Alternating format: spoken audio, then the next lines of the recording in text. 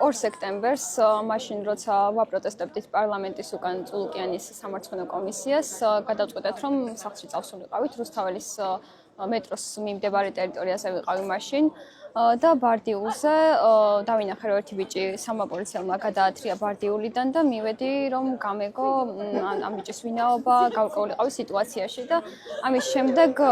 მეც ხელი ჩამავლეს თმაში და შემათრიეს მანქანაში რადგან ამ ბიჭს ასე ვთქვათ ვეკითხებოდი რაღაცებს და არ ვიცი რატო გააკეთეს ეს ჩვენი უფლებაა წესით რომ ასე მოვიქცეთ მაგრამ არ გადაწყვეტეს რომ ეს უნდა შევეთრიე თმით მანქანაში ხო მანქანაში რაც მოხდა ის მინივენები რა საპატრულო პოლიციის დავინახე ის რომ კამერები გათიშეს სამხარე სამაპოლიციელმა მას შემდეგ რაც შუაში მდგომა პოლიციელმა მდგომა არიჯდა დაიწყო გინება ბექა პაპაშვილის მისამართით და როდესაც ტელეფონს ართმევდა ამ დროს რაღაც წინააღმდეგობა იყო 1-2 შემოარტყა კიდეც და ყელში 30 წამის განმავლობაში აღრჩობდა ჩვენ ხელზე ვეკიდებოდით რომ არ მომკვდარიყო ბიჭი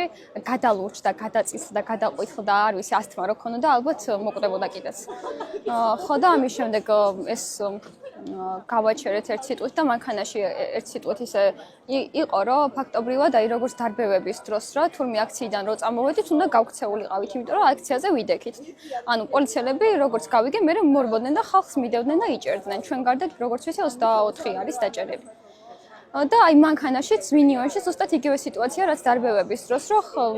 იგინებიან ხალხს ურტყავენ სემენ და რა ვიცი დაიმუქრა კიდეს ეს პოლიციელი ბექა პაპაშოს რომ აი რაღაცას თუ არ გააკეთებდა მოკლავდა და ეს რაღაცა ზუსტად რა იყო აღარ მახსოვს მაგრამ ის რომ მოკლავდა ეს გავიგონი და ზუსტად ვიცი უბრალოდ ამის დამტკიცებას რამდენად შევძლებ არ ვიცი იმიტომ რომ სამხარე კამერები ყველაფერი გათიშეს აბსოლუტურად სრულ იზოლაციაში ვიყავით მანქანა გიჟევით მიქროდა და ესენი არ ვიცი ყველა ხელაღებულად რა ვიცი არა ადამიანურად იქცეოდნენ